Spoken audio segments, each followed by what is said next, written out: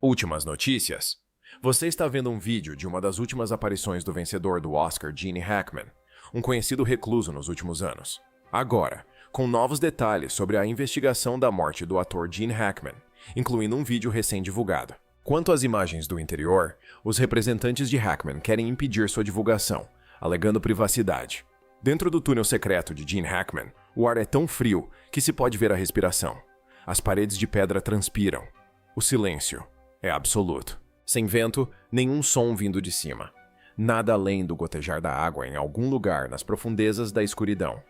Os investigadores federais já haviam encontrado 2 corpos na mansão acima. Haviam catalogado uma biblioteca revirada, um cofre aberto, móveis arrastados pelo chão.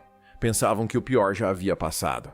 Então alguém descobriu a passagem secreta atrás da parede e tudo mudou. Ninguém naquela propriedade, nem os funcionários, nem os vizinhos, nem a polícia, fazia ideia da existência desse túnel.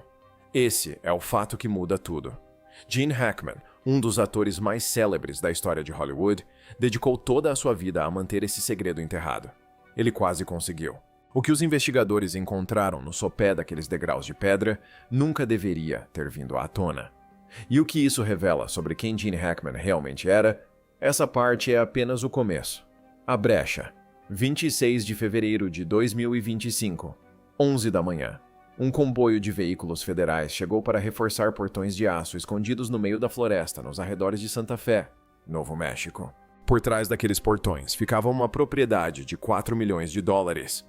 A residência particular de Gene Hackman, ator de 95 anos vencedor do Oscar, e de sua esposa Betsy Arakawa, de 65 anos. Ninguém os via ou tinha notícias deles há dias.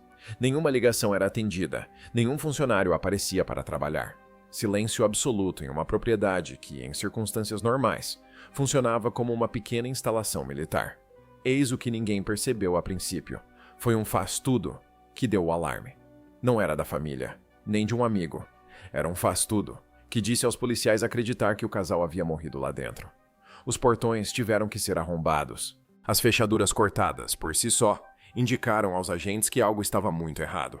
Não se tratava de uma propriedade onde alguém acidentalmente deixou uma porta aberta. Tudo naquele complexo fora projetado para permanecer lacrado, a menos que alguém de dentro decidisse abri-lo. Quando os policiais entraram, esperavam algo trágico, mas era rotina. Não vejo nenhum sinal de trauma por objeto contundente. É estranho que ambos estivessem caídos. Cara, um casal de idosos, isolados, partindo tranquilamente em seus últimos dias.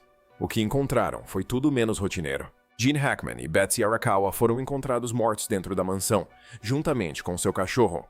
As autoridades confirmaram posteriormente que Betsy havia falecido aproximadamente uma semana antes de Gene. A causa da morte dela foi uma grave infecção viral, e a dele, insuficiência cardíaca com outros fatores contribuintes, foi atribuída a causas naturais. Caso encerrado oficialmente, mas a cena do crime não correspondia aos documentos. Pare e pense no que isso significa. O departamento do xerife de Santa Fé afirmou ao público desde o primeiro dia que não havia indícios de crime. Uma declaração padrão para dar o assunto por encerrado.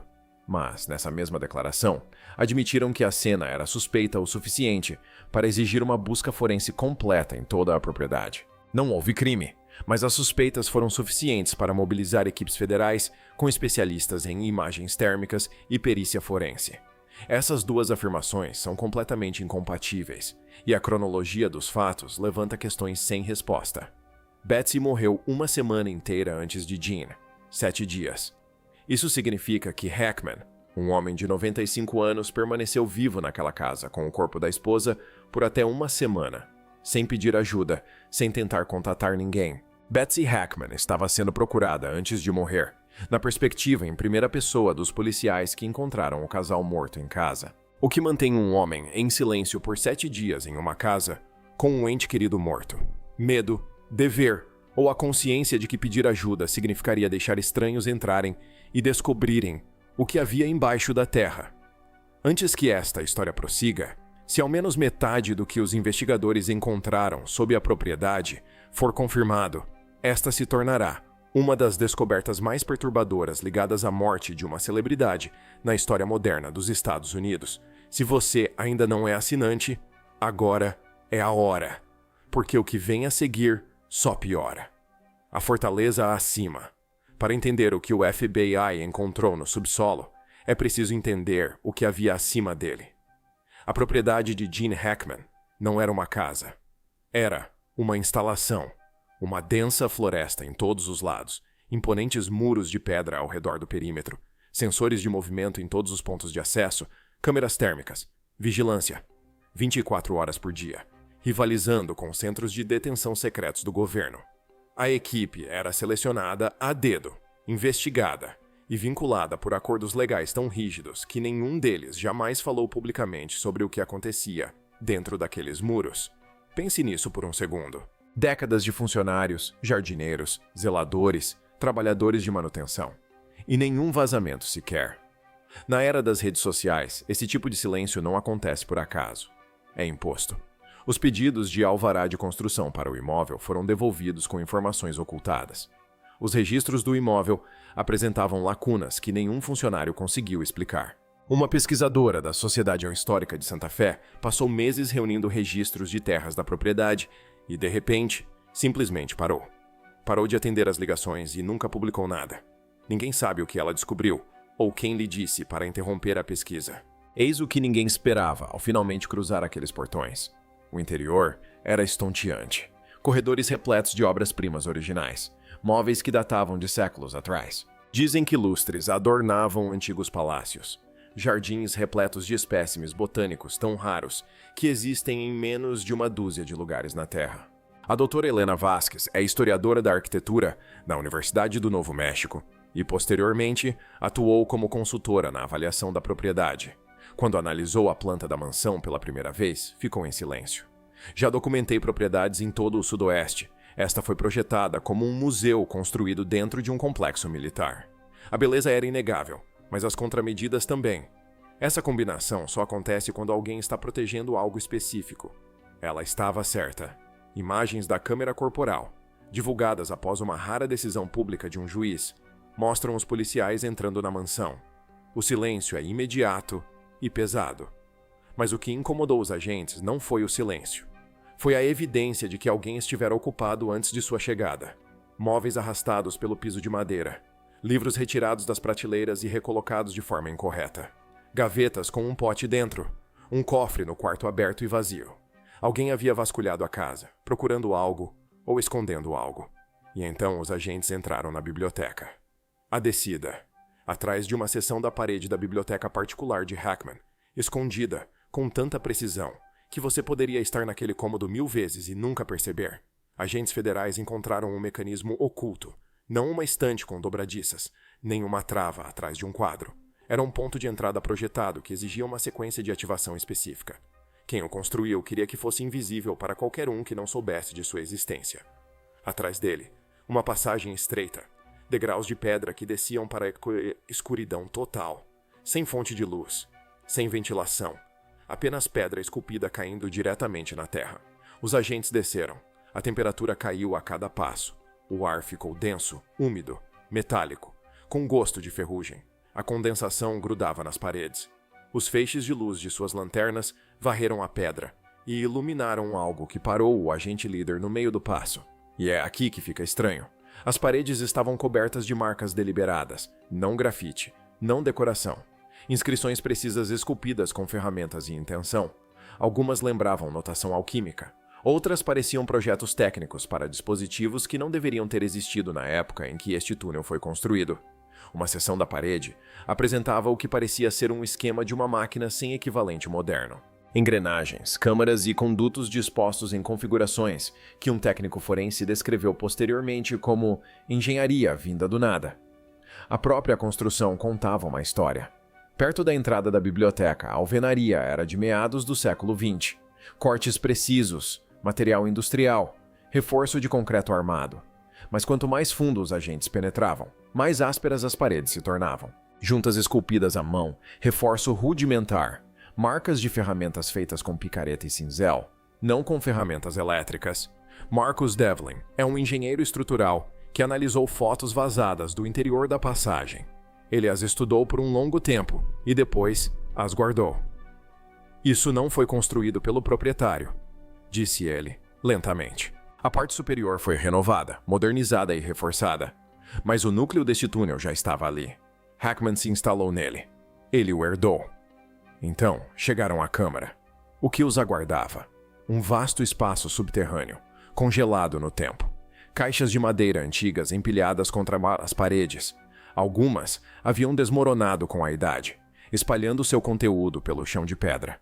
Documentos amarelados, objetos metálicos enferrujados, artefatos que não pertenciam a nenhuma época identificável. Um agente levantou a tampa de uma caixa empoeirada e encontrou fotografias frágeis, com as bordas curvadas. Rostos que ninguém reconhecia, vestidos com roupas de um século atrás. Algumas fotos mostravam reuniões clandestinas em salas sem janelas. Outras capturavam locais, edifícios, espaços subterrâneos que não correspondiam a nenhum lugar conhecido registrado. Em uma imagem, um grupo de homens estava em volta de uma mesa coberta de mapas. Uma única lâmpada projetando sombras duras em seus rostos. No verso da fotografia, alguém havia escrito uma data, 1937, e uma única palavra em um idioma que ainda não foi identificado. Pastas encadernadas em couro estavam ao lado das fotografias. Datas codificadas, nomes ocultados, trechos descrevendo eventos deliberadamente apagados de registros oficiais. Algumas páginas haviam sido parcialmente queimadas. Alguém tentou destruí-las, mas desistiu. Outros documentos traziam emblemas ligados a organizações que haviam sido oficialmente extintas décadas atrás. O volume de material era impressionante. Os agentes estimaram que poderia levar anos para catalogar tudo naquela câmara. O chão não era apenas pedra empoeirada. Estava marcado com padrões circulares, desenhos intrincados e precisos que, vistos de cima, lembravam mapas celestes. Cartas estelares esculpidas no chão por alguém que sabia exatamente o que estava fazendo. Não eram aleatórios, nem decorativos. Esses padrões correspondiam a alinhamentos astronômicos específicos, constelações, posições planetárias e órbitas traçadas com precisão, exigindo conhecimento matemático avançado. Quem os esculpiu não estava chutando. Estava mapeando algo ou marcando para alguém que viria depois e saberia como interpretar. Eis o que ninguém percebeu até a segunda equipe examinar o local. As ferramentas recuperadas das caixas também estavam erradas. Gravuras que não correspondiam a nenhum fabricante ou período conhecido. Mecanismos internos tão precisos que exigiriam tecnologia de fabricação inexistente quando este túnel foi construído. Um dispositivo, um cilindro de metal do tamanho da palma da mão com anéis internos giratórios, parecia não ter emendas, nenhum método visível de montagem, como se tivesse sido fundido em uma única peça. Uma façanha que as técnicas metalúrgicas atuais ainda lutam para replicar nessa escala. Doutor.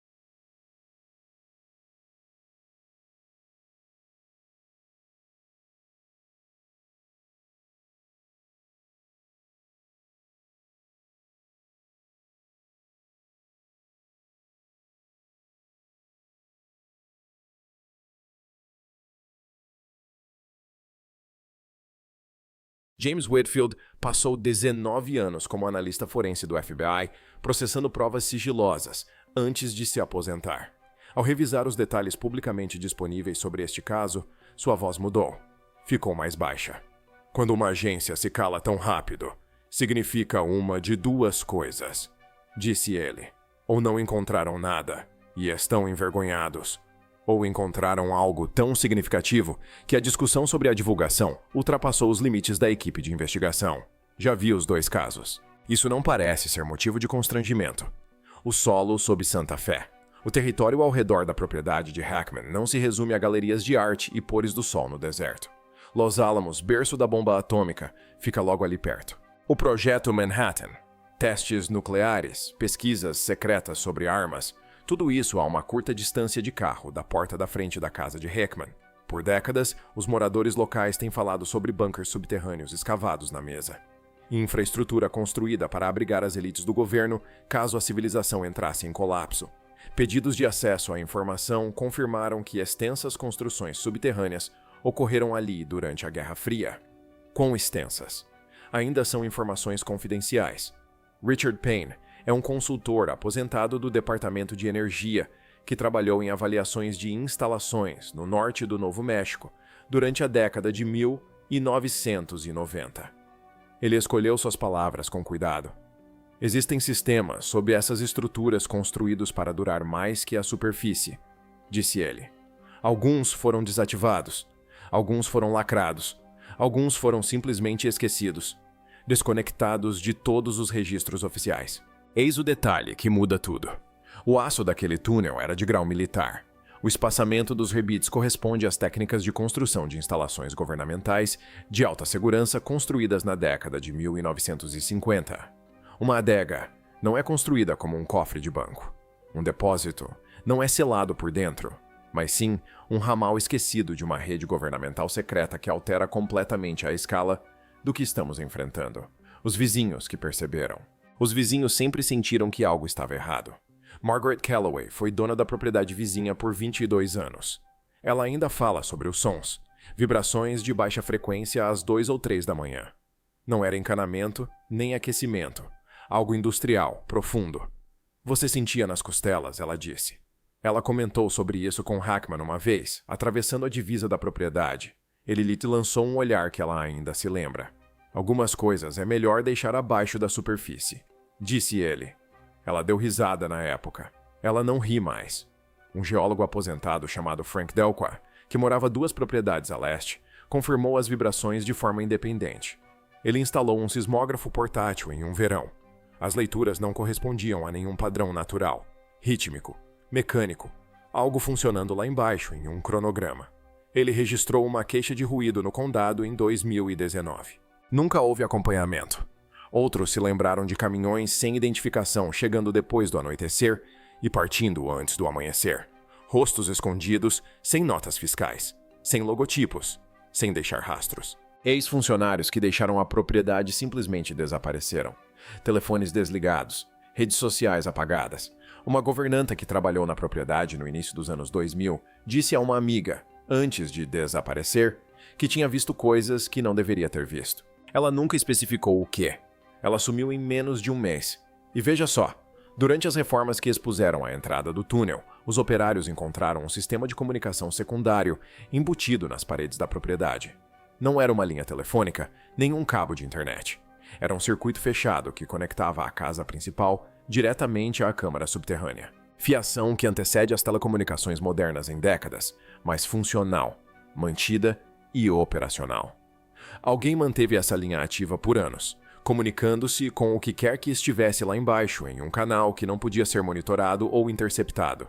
Em uma casa já equipada com sistemas de vigilância de última geração, esse sistema estava completamente fora do circuito. Uma linha fantasma. Quem estava do outro lado? O homem que construiu o silêncio. Eis o que as pessoas esquecem sobre Gene Hackman.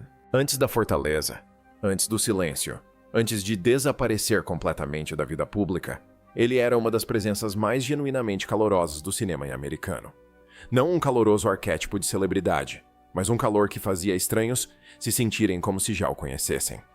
Seu barbeiro em Santa Fé contou a um repórter local que Hackman aparecia a cada poucas semanas, sentava-se na mesma cadeira e passava 1 hora conversando sobre os romances de Hemingway e o clima do Kansas, onde cresceu.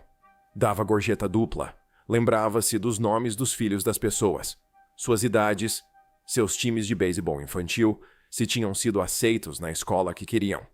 Na feira local, os vendedores o reconheciam à primeira vista. Ele comprava pimentas verdes a granel e brincava sobre seu espanhol terrível. Uma bibliotecária local se lembrava de como ele ficava depois dos eventos comunitários, genuinamente interessado em qualquer conversa em que tivesse se envolvido. Presente, curioso, de uma forma que a maioria das pessoas com seu nível de fama não é. Este não era um homem feito para o isolamento. Pare e pense no que isso significa. As pessoas não se isolam de um mundo que amam, a menos que algo as force a isso.